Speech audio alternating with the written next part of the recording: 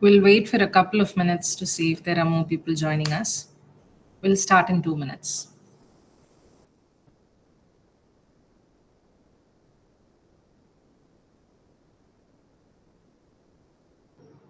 Good evening, Satyam. I hope all of you are new to this session on blog writing. We have had a previous run too of blogs. It's going to be a repetition of that. Okay, great. So this is just for those who missed that session. So I don't want people who have attended that session here because it's going to be redundant.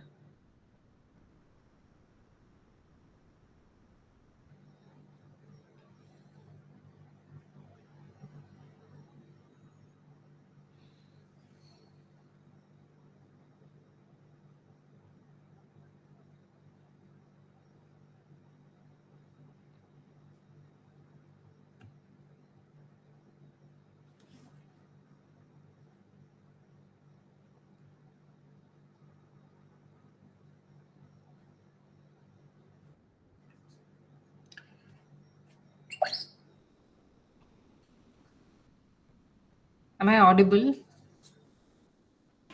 Yes, ma'am, you are audible. Okay, great. So let me get started. So the learning objectives, we'll see what is it that we're going to learn at the end of this module.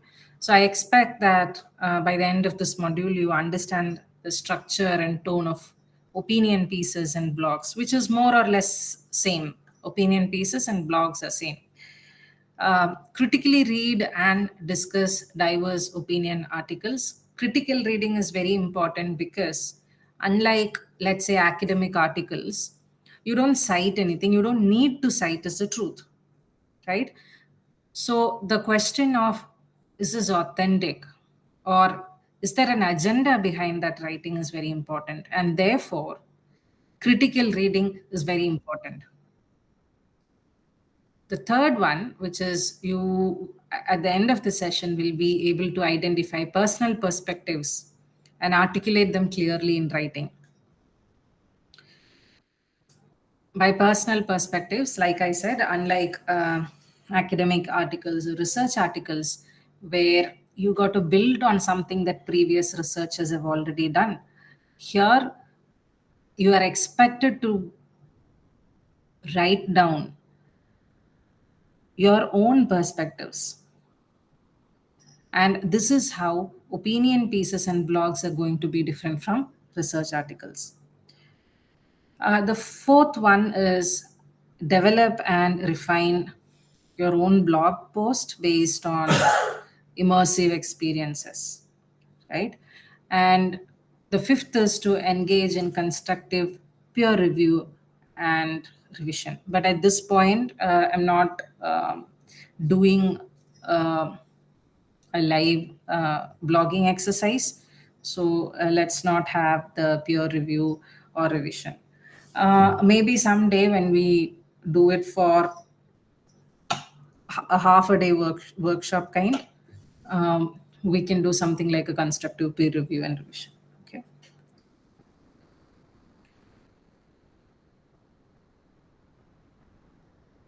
Now, let me start with this simple rhyme.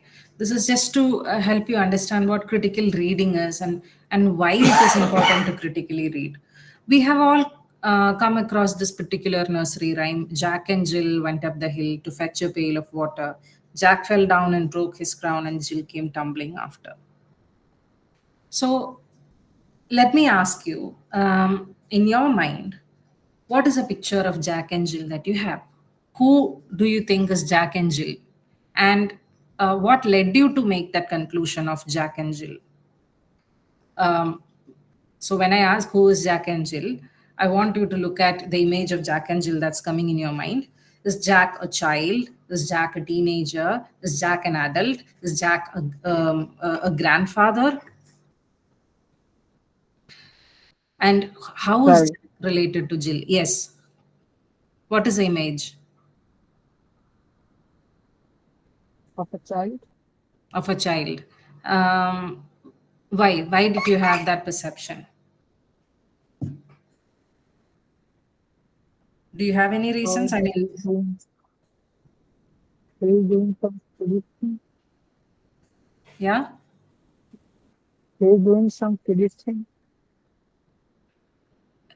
I'm not able to hear you properly. Because he is doing some kiddie thing. They're doing some curious thing. Okay, so you have your reason. So you have derived that from the lines, I suppose. Anybody else? Jack and Jill, who do you think they are? What is the image of Jack and Jill coming into your mind?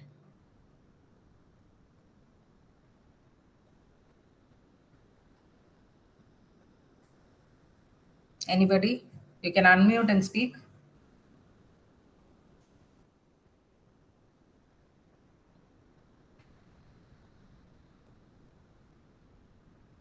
Okay, no problem if you don't want to share. But I'm sure all of you do have an image of Jack and Jill coming into your mind. I mean, coming to your mind. And one major reason is, Ma'am, sorry um, to interrupt. yeah, Ma'am, I joined just now. So, what we are doing in this session actually?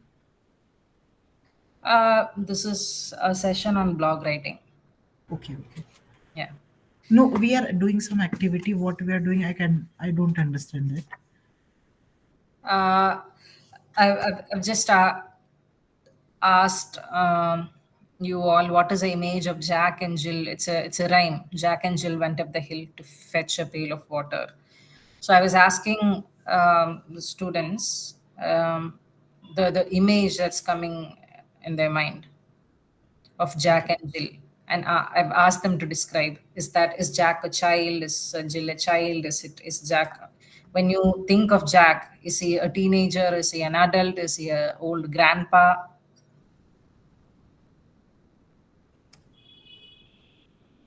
Can you repeat the line, ma'am? Um, do you see the slides? No, ma'am. Okay. Uh, Anybody? Can you see the slide?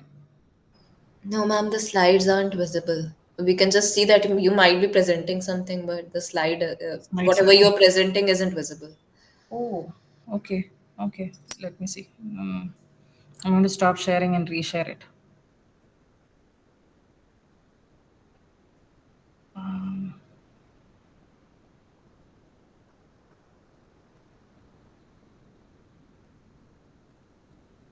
Entire screen.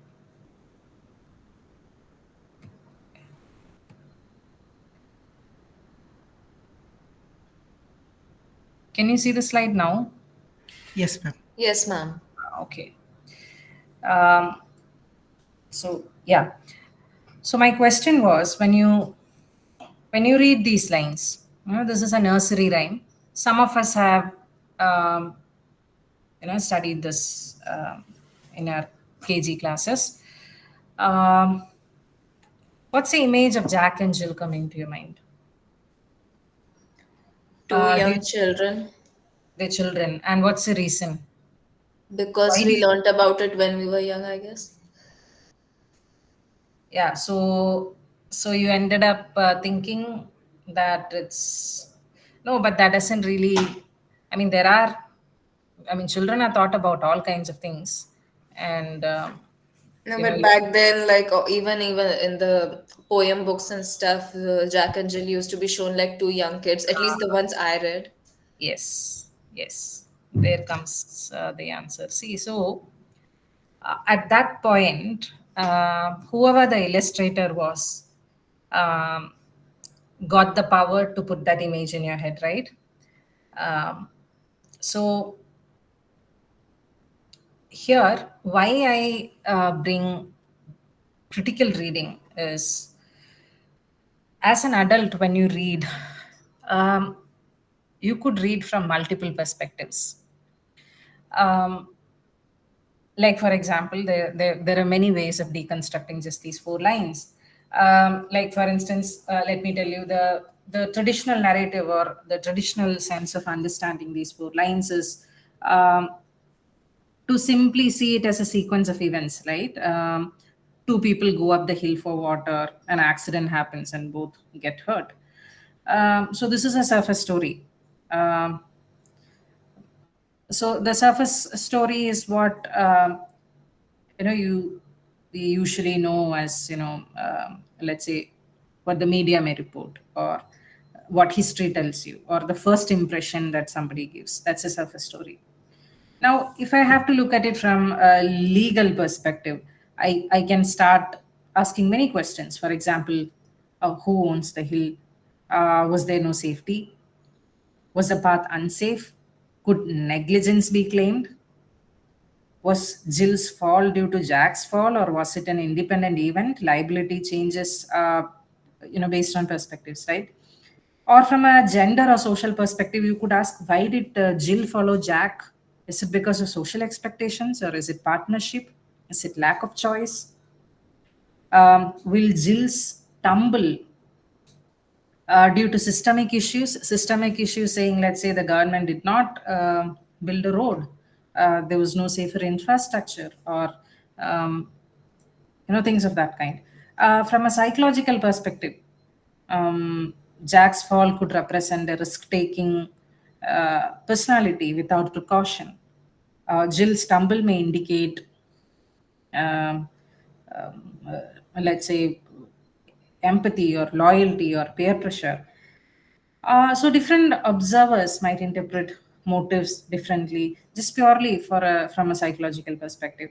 And from media perspective, the headlines could be something like, Jack's reckless climb ends in disaster, or let's say, local woman injured after partner's accident, or unsafe hills claim two more victims, right? So each headline shifts public opinion in different direction, right? So what am I trying to tell you from critical reading? And let's say, these four lines, I'm not asking you to overcomplicate things. uh, I'm just saying that a single event can produce multiple truths depending on who is telling the story. Even facts are often shaped and sometimes distorted by the vantage point. In law, journalism, history, personal relationships, perspective changes interpretation, responsibility, and emotion. So, when it comes to blog writing, unlike research writing, when you're given the pen and the freedom, and you're told that in this writing, your perspective matters, you got to put that perspective to proper use. Meaning, you got to ask yourself so many questions before you write down something very casually. So, so you can look at, see, the same Jack and Jill. There are, um, there could be a lot of questions about um, Jack and Jill in terms of, were they children, adults, friends, lovers, white, black, brown? Why did they go up the hill to fetch the water, and how come water is at the top of the hill and not downhill? Um, so questions like this, and um, we were never asked to question these things, right? So back in school, I mean, um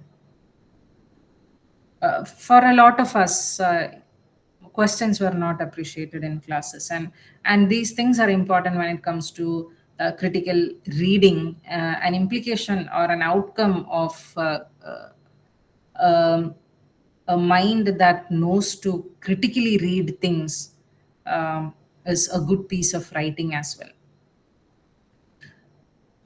So the same thing, like I can say, when a very um, there's another way of putting this whole thing, let's say, by a researcher who does his research in his chemistry lab. And if I ask him to translate this four lines. It's possible for him to write and translate, or no, it's not translate, it's transliterate, um, and write.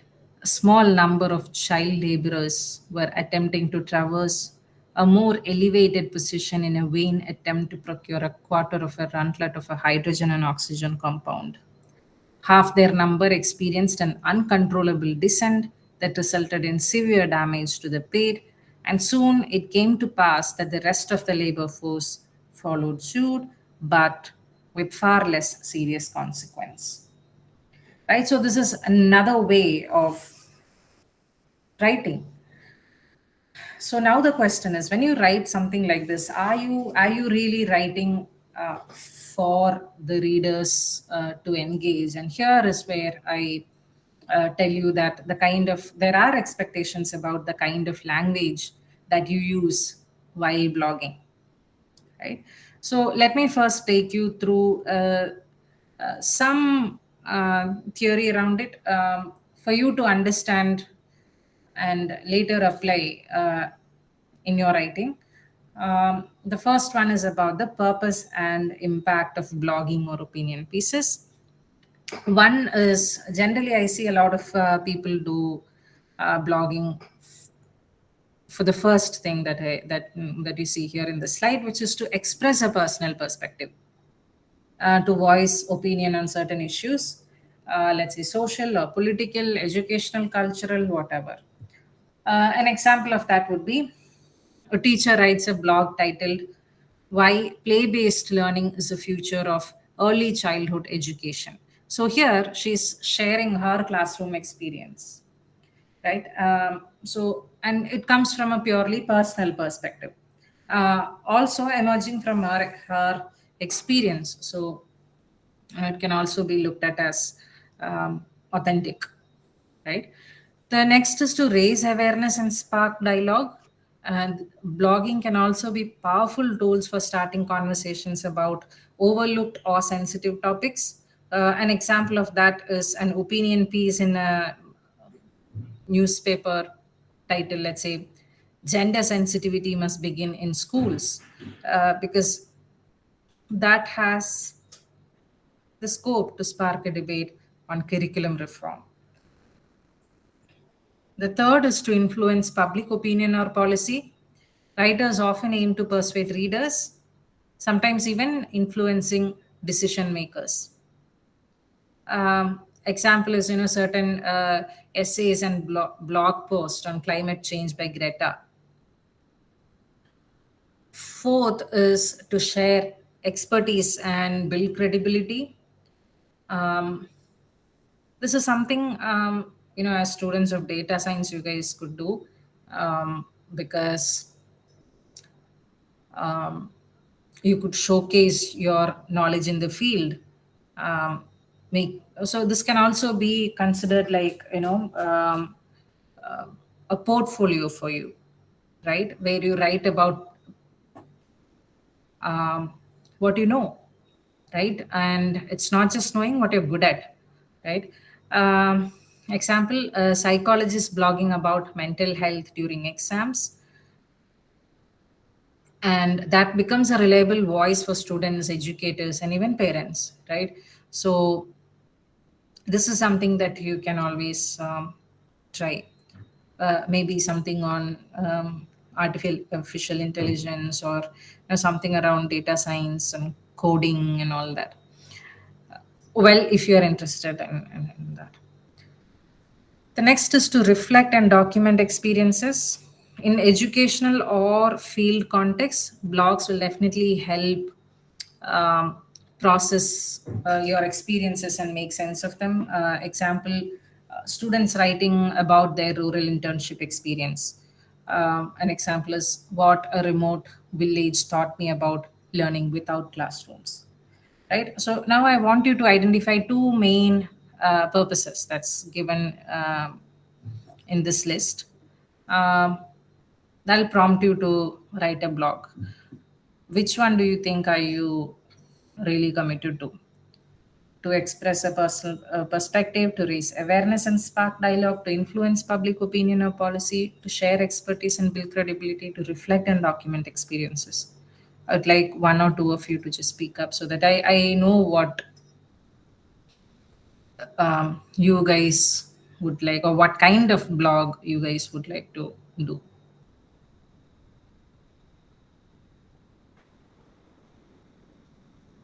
You can unmute and speak. Like what kind of blog we would like to run. Yeah. Like personally, I have a lot of interest in fashion, and being a tech student, I always want to like link art and technology and write something about that. So I suppose it is to share your expertise and build credibility, right? Yes, or to be honest, even like with that personal perspective. Wala. Personal perspective also. Okay. I understand. Anybody else? Basically, for me, the blog writing, I read a lot of blog, but never think about writing one. But if I'm going to write, I think I will share my experience Okay. my perspective on my experience that I have, Okay. and maybe awareness of something like as I have interest not a particular in field, but I love to explore the new things, so Right. maybe awareness. Got it. Got it. Yeah, I remember. I of Yeah. Yeah, yeah, please. I choose to reflect and document experiences. I often document experiences when I feel something. Ah, I try to create some story, share on my social account. okay. So it's about expressing a personal perspective. Nice. Yes, Uh, Ma'am, yeah. Ma'am, the writing the blog is not basically bounded in these topics. The blog also can be written as the, let's say, as a data science student. We some study data and we find some facts and we write about them. That should be also the blog. Mm, no, not really. So you study something, you write. Of course, there you're writing something about what you have studied. Means, In which case, you bring it under. You're sharing your expertise, right? That is definitely a blog. But the moment you start building on research articles or um, you know um, write it purely based on um, what has been studied before, right? Yeah. facts and figures. Yes, and not bring perspectives of your own. Okay. Hmm? Then it ceases to be a blog, and that becomes an academic article. Okay. Yeah. I remember, I'll tell you the impact of blog with regard to certain things. Um, so I was a part of a rural fellowship, and the rural fellowship is it's by SBI. So the fellows are placed at different places, and it's mostly the city bred kids, right? Um, they usually select kids from the cities, and the reason for the fellowship is also because they want the city kids to get exposed to the rural side of our country. By rural side, I talk about proper rural areas, where even electricity and water and many other facilities are not available. Extreme rurality, I mean. So for the city kids, the idea of, because they've grown up in classrooms where they don't see discrimination of any kind, right? Discrimination of any kind, particularly, let's say, caste discrimination. And couple of these SBA fellows have talked about, it's a common thing to be saying that, oh, we don't see caste discriminations anymore. Oh, that was long time back. That kind of argument. And they go to a rural part, and then they see the kind of casteism that exists in, let's say, villages, right? There are specific streets for specific caste, and certain sections of people are not allowed to take water from uh, the well. The kind of things that they were not never they've never seen, experienced ever in life. And I remember these kids who have huge Instagram followers, and they ended up writing a proper blog, and then also made some vlogs on, you know uh, reflecting on um, how the how uh, distanced they were from the societal realities, right? And which is the case for many living in the city, right? When you make an argument like, oh, this doesn't exist, well, something doesn't cease to exist because it doesn't exist around you, in your immediate, in your closed circle, right? So with that, you can't overgeneralize about something, as deep rooted like casteism doesn't exist. So that particular blog that this co-fellow wrote, saying how certain sections of the community, where she was to teach in a government, not government, but a school run by an NGO, and how certain sections of community never turned up to the school because they were not allowed to. And then she says, oh, now I understand, or I can justify at some point when this person could never justify why reservation should exist. This person writes about the need for reservation, saying if one person can get in from a remote rural place like that, right, it brings a huge change to that particular community from that village, and therefore reservation can be justified. Now, this is a purely personal perspective. This is a purely personal perspective, and you cannot legitimize this argument, bringing in research work. Here, the person is talking about her experience, the one that she experienced uh, in a remote part of the village, and her learnings. And then she is trying to explain certain concepts from the lens of someone who has experienced these things, and someone who has shattered uh, their previous views, or their myopic view of looking at maybe casteism and caste related issues and reservation. So I'm just bringing this particular thing from my personal experience. Is something I felt that, how. And then there were so many people who could look at it differently, saying, yeah, I agree that way. Because yes, this is a huge problem. I see it because, and this is not the kind of problem that you see around you.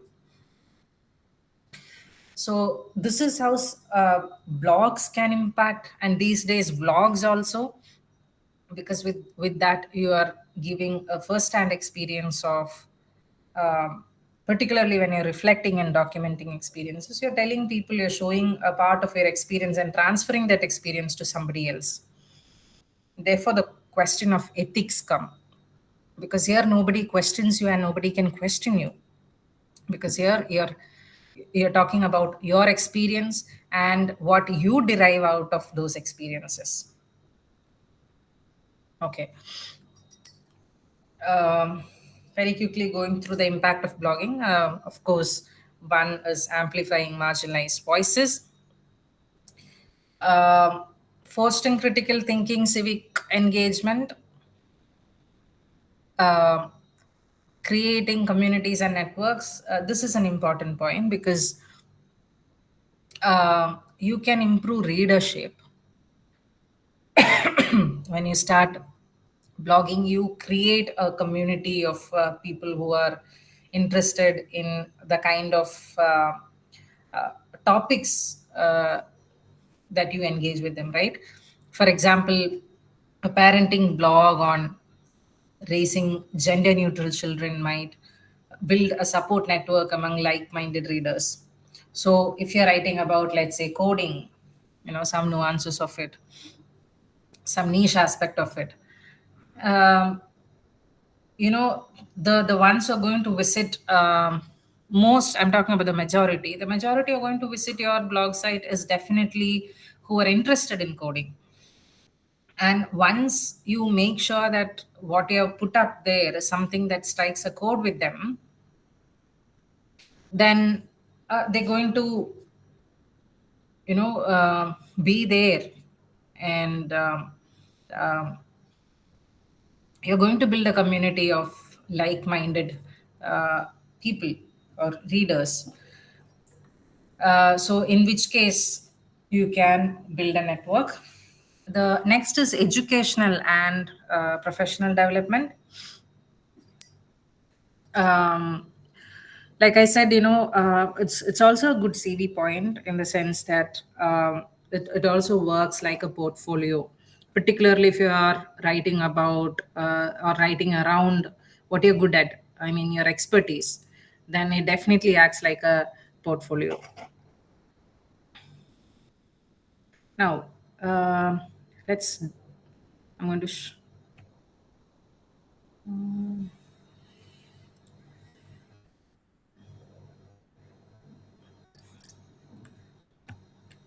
Okay, let me see if. Okay, can you? Okay, it's just,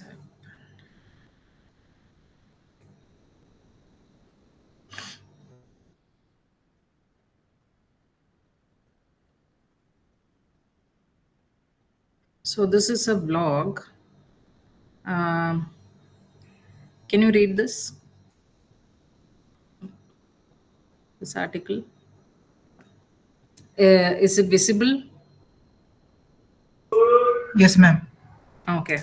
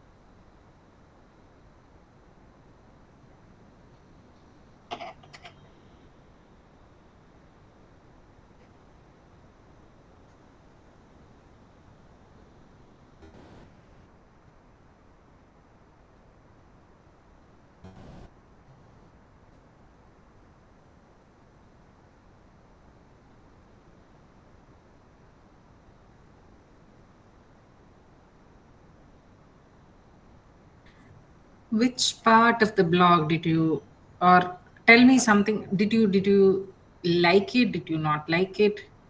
A general feedback. I'm not expecting a nuanced one. A general feedback on a reader feedback on what you think about this blog post.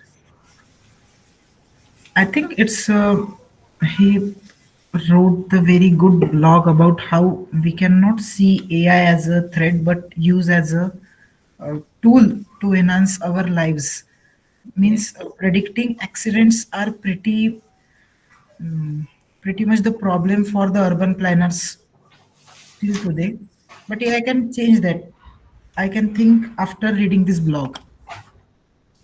Yeah. So, what is it that you like or not like about the article? Any comments on that? Like Okay. personally, like the way it is written is very refreshing, but as I feel like it can be incorporate like the content of the AI and how they're like writing it down, the basic like what they're trying to give off, which is pattern recognition as well for traffic safety. Yeah. I feel like that can be written in a more, I don't know, it comes off slightly less empathetic, if that makes sense. Okay.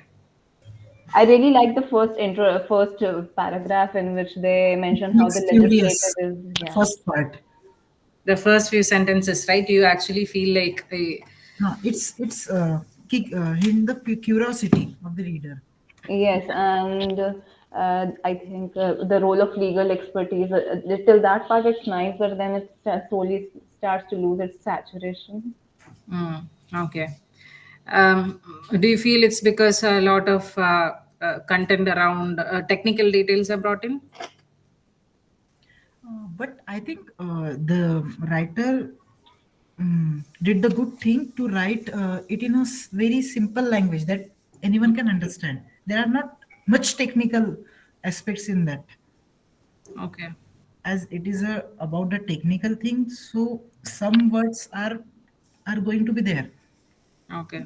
but normal person can read it and understand what is it about actually. Yeah, exactly. Like it is more to cater to everyone rather than to Just the attract profession. only a part of an audience.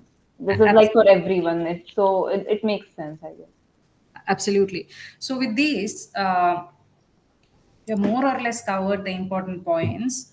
Um with this, I'd like to discuss the structure of opinion piece and blogging is one to have a good introduction that grabs the attention. And here, this particular article has really done that.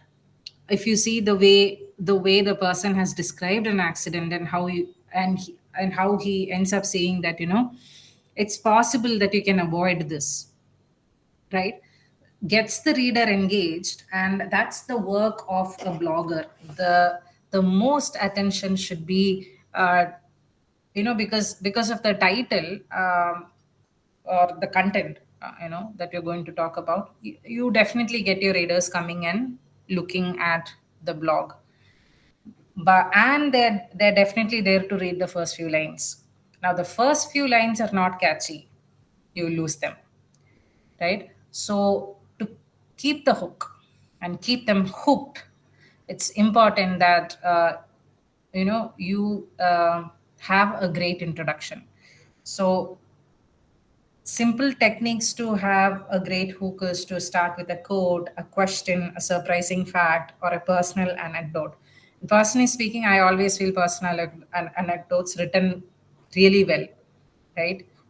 Resonates with people or gets the curiosity of people.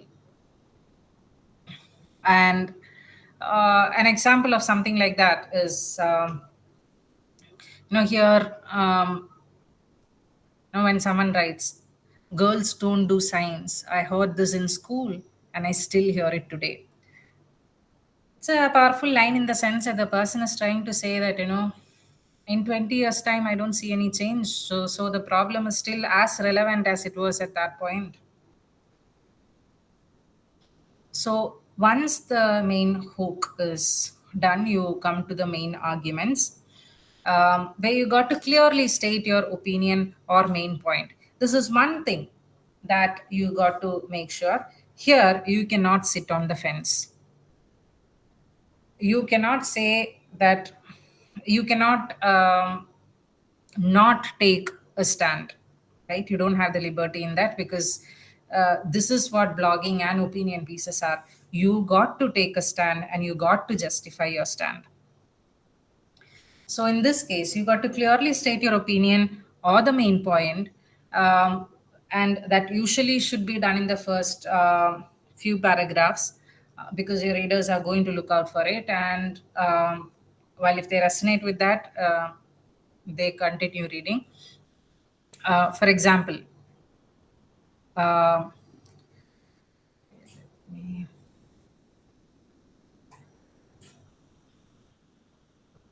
why does this pop up? Is there a way of? Oh no. Okay.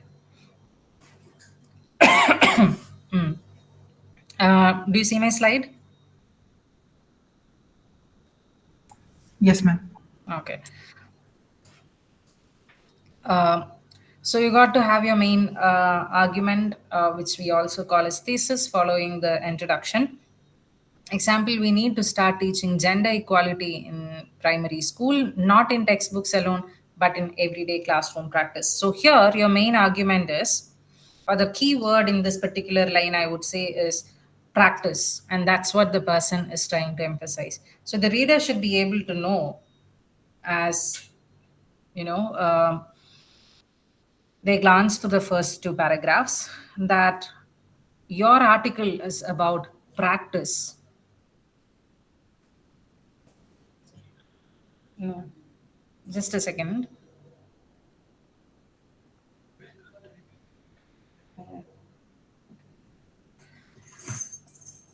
Um, Sorry about that. Um, so, so with the first two paragraphs, the reader knows that here your article is going to focus about classroom practices. You're emphasizing the practice part of gender equality. And here you're not going to be talking about textbookish things. You're not going to talk about the theory. You're talking about how it is missing in practice and how it can be brought in practice. Then you got to have a few supporting points or body paragraphs, where you're going to explain your position with reasons and examples and evidence or personal stories. So, unlike, let's say, a research article can never have your personal story as something to justify what you write, right? You got to have um, evidence, the and it's sometimes, because I'm a researcher myself, and I am from the humanities. Sometimes it's so sad that even in humanities, right, particularly when I tried working on certain very niche nuanced topics that researchers have not explored much. There's nothing that you can build on. Maybe you're the first person, and sometimes you got to take it from archives. Sometimes you got to take it from personal stories, and there's a dangerous move for scientific validation for everything, right? Um, there's an off late there's a trend of needing to prove through quantitative analysis, saying that, oh, with personal stories of people you cannot um, establish anything, because that need not be authentic. So um, a blog allows you that. So a serious research article cannot have personal stories, right? But a blog can have. And this I strongly believe is a strength of a blog. You can still talk about issues, uh, convey people's real problem through their stories, right? Like, for example, um, something like a social issue, like education, lack of education to certain communities, or let's say to the third gender. um, and if people have not worked, people have not researchers have not theorized around certain things, then your article being discredited, mm, saying it cannot be a research one, because it is purely, um, this is based on personal stories. A research paper, I mean, it may not get qualified as a research paper, but it gets qualified as something more powerful, which is an opinion piece, because these have the power to reach the mass. Um, it has the power to amplify the voice of marginalized.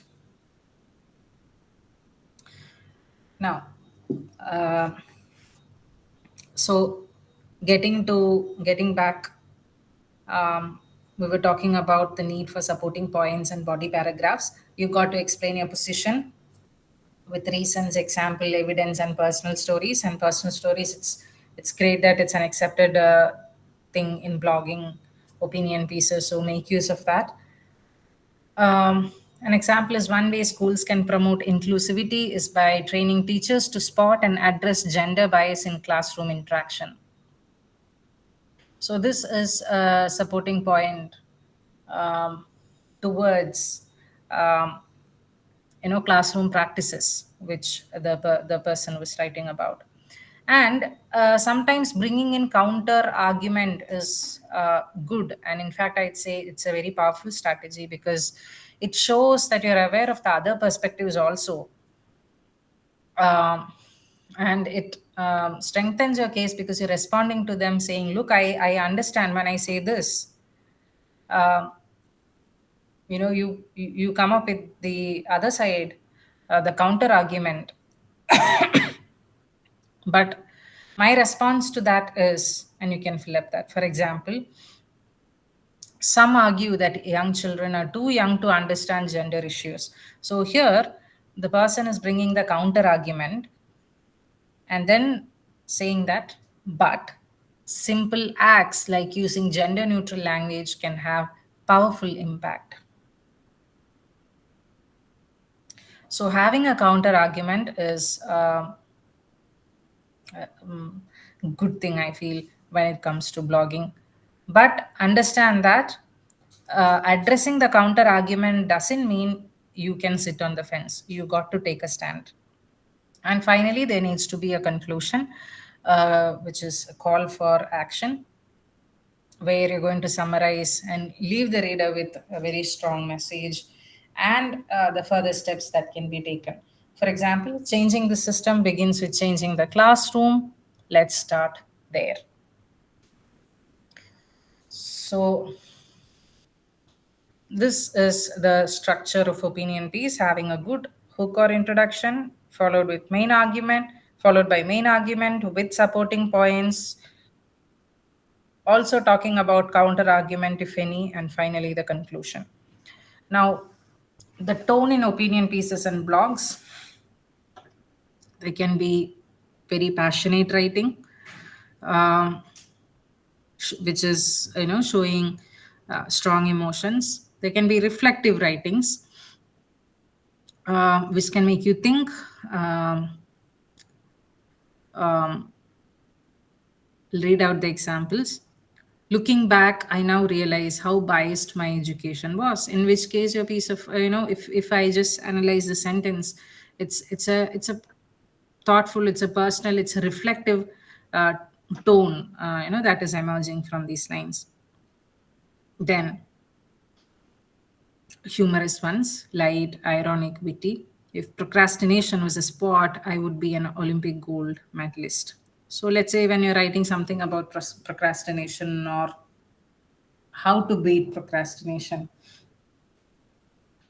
uh, maybe as someone who has as a online BS degree student, when you have a regular degree to work on, and then you are, or you are employed and you have additionally this degree, and you could write something on effective time management, or how you have um, gotten out of procrastination.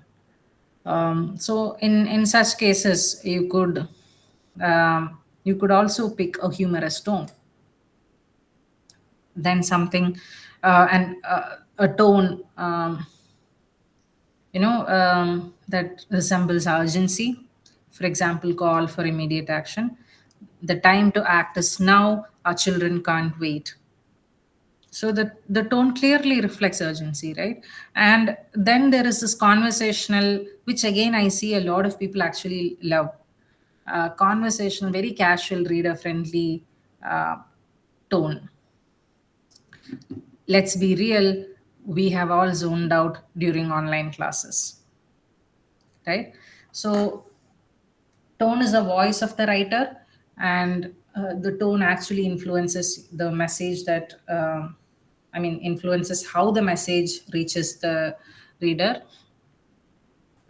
So very important to pick the tone of and be very clear about what kind of tone you want to use in your writing, right? Be aware of the tones every time you write, not just with let's say opinion pieces or blogs. Every time you write, ask yourself, what tone are you using in your writing? These are ways of improving your writing.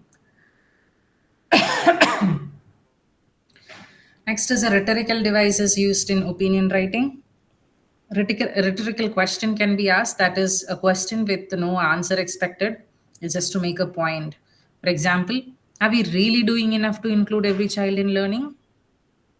An anecdote can be used, for example, a short personal story. I still remember my teacher asking only the boys to lift the science equipment. This is an example of a short personal story where the writer is going to talk about gender inequality in uh, also particularly in maybe let's say you could also extend it to um field of study, right? How science subjects are always dominated by boys and there are fewer girls. Second is about the the notion of physical strength, right? To be asking the boys to lift equipments. So these, it's it could be just a line, but it speaks volumes about what that person has gone through and what the person is trying to convey, right? uh, Next is repetition. Repetition can be used to emphasize things, like for instance, if I say something like, we need change, we need courage, and we need commitment. Here what is needed, right, is being emphasized, um, and that repetition actually um, works well to call people's attention. Next is emotive language, words that stir emotion, emotional writing. um, for example, the silence in that classroom was heavier than the textbooks. I think I read something like this, as a subheading of a newspaper article, um, after a drunk and drive hit case years back, I think in Kerala. 6 to 8 school going kids, I think second standard kids, were crushed under a van, um, because the van driver was drunk. And think they were all buried in the school compound, because they had a huge. I mean, if I'm not wrong, it's a school from a tribal belt. I'm not anyway. This happened many years back. I don't remember it properly, but there was a public funeral and later burial. So how it reported, I mean, how the whole incident was reported, the silence of that place, because people were expecting that there's going to be wailing and crying and all kinds of, but um, the silence apparently was more haunting because people were just maybe like the at when it is extremely painful, you just you just go numb, right? Maybe that. So someone had written about it in a newspaper, and it was so heart wrenching to read the way it was described. You felt like you were part of that whole funeral process. And I remember in the following days, uh, there were a lot of strangers putting, this condolence message back in those times. I don't know whether, because I don't get to read a Malayalam newspaper of late. Um, there's this condolence session in the Malayalam newspaper that my dad used to read. Lot of strangers ended up sending these condolence messages for those children. Something that happened in one part of Kerala, people from all over writing that, this is one of the most heartbreaking things that I've read. So when someone talks about emotive language, I remember that, because beyond what was reported, because there were many other newspapers also that did report the same incident because it was big news at that point. But something that that particular writer wrote, and the way he wrote it, felt like it was a personal loss, right? Yeah. So that's about emotive language, where words can stir emotion. Statistics or facts, evidence to support argument, right? According to UNESCO. But I would say, I'm because blogging has, you know, um, no boundaries. At least unlike research articles, you don't have to have numbers shown everywhere, right? Or theoretical frameworks or frameworks to be shown. I would always say you don't have to rely on statistics always. You could always use an anecdote or a personal story, an emotive language, and all this. So I'm not against it. I'm saying when you have the freedom to use other instruments, you could go around playing with them. So statistics and facts, we have the evidence to support argument. For example, when you write something like, according to UNESCO, 132 million girls are out of school globally. Of course, a number speaks, not that it creates an impact in the mind of the person readings. When right now, as I read, I'm like, oh my God, 132 million girls. That's the kind of impact you have. Um, but I'm saying there are always better ways of creating impact by being more narrative. Um, Next comes metaphor or analogy, which is comparing to help you understand. For example, teaching without reflection is like planting seeds in dry soil. Um, Very quickly getting how to shape your viewpoint, because viewpoint is the crux of blog writing. State your main point or the stance in the headline and the opening sentence. Be very clear with your point of view. Express your opinion, don't sit on the fence. I already talk to you about it. You can't take a middle path. Here you got to take one side. Find a hook. Find a hook as in have a great introduction. Don't focus on promoting your work. The work should promote you. Your writing should promote you.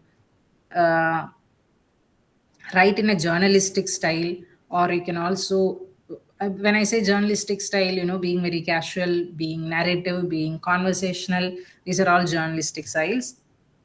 Be prepared to engage in conversations. Conversation is something that actually conversations in writing, right? It's a great way of communicating with people.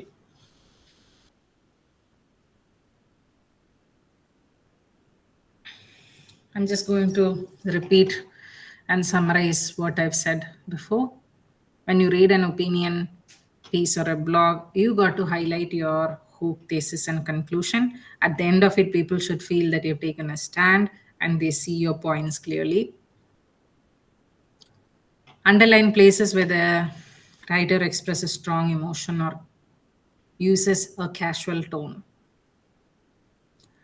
Is it so here? I'm again talking to you about the importance of tone.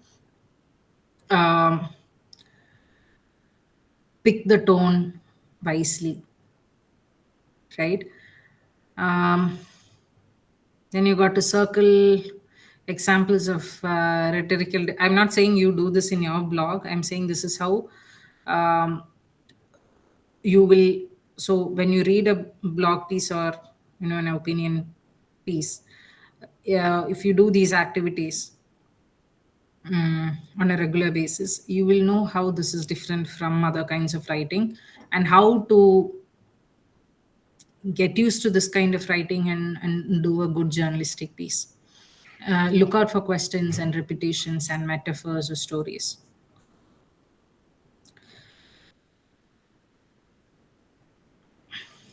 Yeah, so with that, we are coming to the end of the session. Do you have any questions?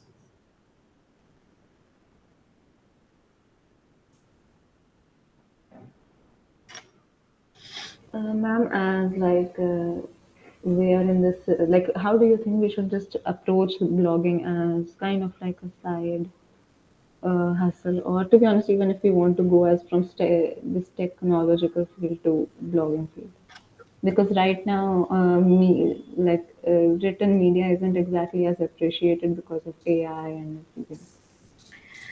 Yeah, so one thing is to have a human touch to it, particularly when I am speaking from the AI perspective.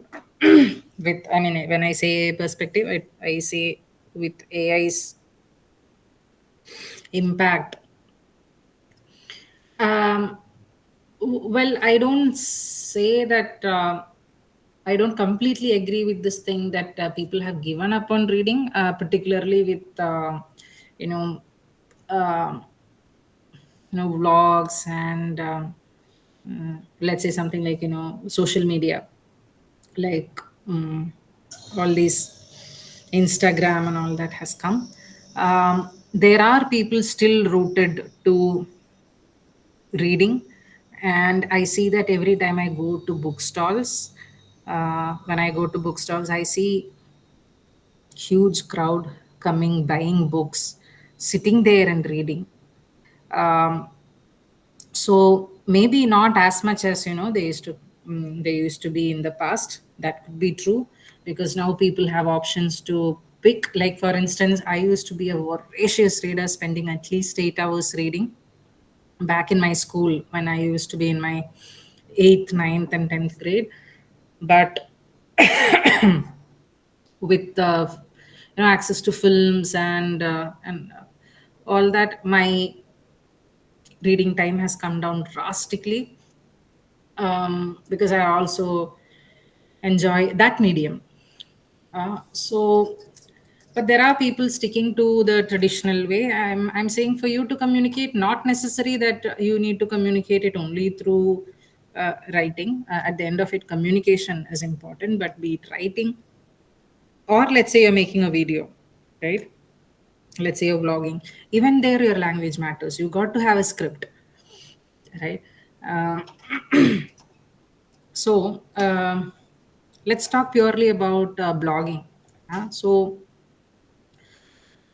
when you take that up, you're going to um take some time to build your own set of readers. um, let's say, because you said you love to work in the area of fashion, you consistently keep writing, let's say one blog a week.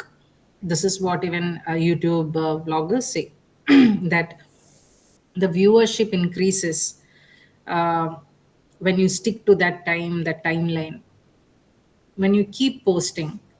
um, People will start following it up. And once you create a community of your own, when you see that there are ample people coming in, you could transfer that particular set to something else. Like there's a very famous yoga channel. It's it's a YouTube channel. It's called Yoga with Adrene. And what I realized is she had a very powerful strategy. So there are crores of people, particularly during the Corona time. When I look at her YouTube videos, there's at least 6 crore views. Some of her videos. She has something called the FG, so some alphabets, FGY, something like that. Kula. This is what she does is, she says, if you are a person who likes the idea of healthy living and yoga, mindful practices and all that, you join my team. And she sends out a link. At the end of every video is a link to that. And now she's built a huge base, fan base, where she consistently keeps, very constantly keeps writing, and writing about health related things. So you subscribe, you get her articles on a monthly basis. Every month on the first, you have it. So she is very consistent about it, and through her um, vlogs and through her videos, uh, the the viewers of those videos, she very well and strategically transferred to another medium, um, something like a blogging medium, where she gets their email address, and whatever articles that she posts, it goes to their email IDs as well. And Ma'am, I think that's called a newsletters. yeah, newsletters, yes. It gets pushed to that, but she has a blog of her own. So there are strategies of marketing. These are parts of marketing your work. But the first is to build a good base. And for that, you have to work on being consistent with your work. You know, I feel from my experience of having So watched. basically, I'll have to build my niche to, Yes. yeah. Yes. Thank you, ma'am. That was really insightful. Yeah. Any questions? Mom, can you share the PDF? Yeah. Um, I'll share the PPTs, right? Yeah, ma'am. Yeah, I'll share it. You will get a mail with the PPT. Yeah, okay, thank you. Any more questions?